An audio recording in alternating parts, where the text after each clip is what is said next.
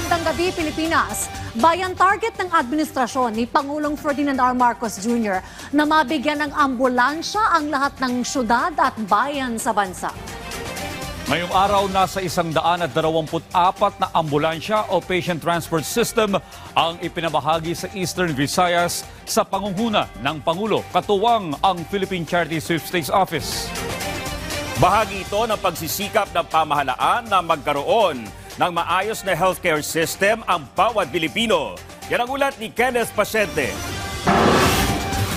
Mas pinarami pa ng pamahalaan ng mga komunidad na maseserbisyohan ng Patient Transport Vehicles o PTV na proyekto ng Philippine Charity Sweepstakes Office o PCSO. Kanina, pinangunahan ni Pangulong Ferdinand R. Marcos Jr. ang pamamahagi ng karagdagang 124 PTV sa mga lokal na pamahalaan sa Eastern Visayas.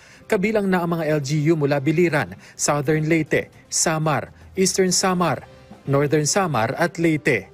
Ayon sa Pangulo, bahagi pa rin ito ng pagsisikap ng pamahalaan na mas mapalakas ang healthcare system sa bansa at mabigyan ng kakayahan ng mga LGU na mabilis na rumisponde sa panahon ng emergency. This is our continuing effort to strengthen our healthcare system and to bring healthcare back as low down to the smallest members of our society. Palapitin lang natin ang healthcare sa taong bayan. Matapos ang distribusyon, umabot na sa kabuuang 1,297 na mga emergency vehicle ang naipamahagi ng pamahalaan na katumbas ng 75% ng mga LGU sa bansa.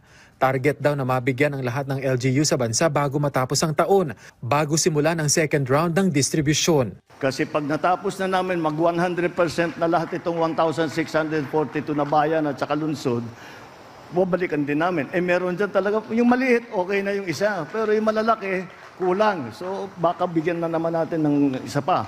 So, we have to, patuloy lang ito, patuloy lang namin gagawin hanggang medyo naman maayos na yung ating sistema.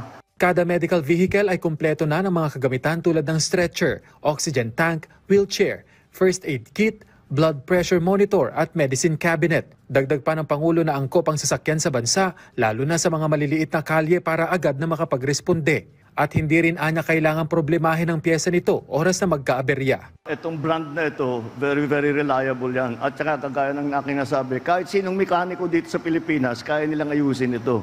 At kailangan hindi mahirap makuha ang pyesa. Kaya alagaan nyo lang, tatagal na mabuti yan. Nagpasalamat naman ang ilang lokal na pamahalaan sa hakbang na ito ng gobyerno. This gift is nothing less than a game changer in terms of our LGU's abilities to provide prompt transportation services for those that require emergency medical facilities. Kenneth Pasyente, para sa Pambansang TV, sa Bagong Pilipinas.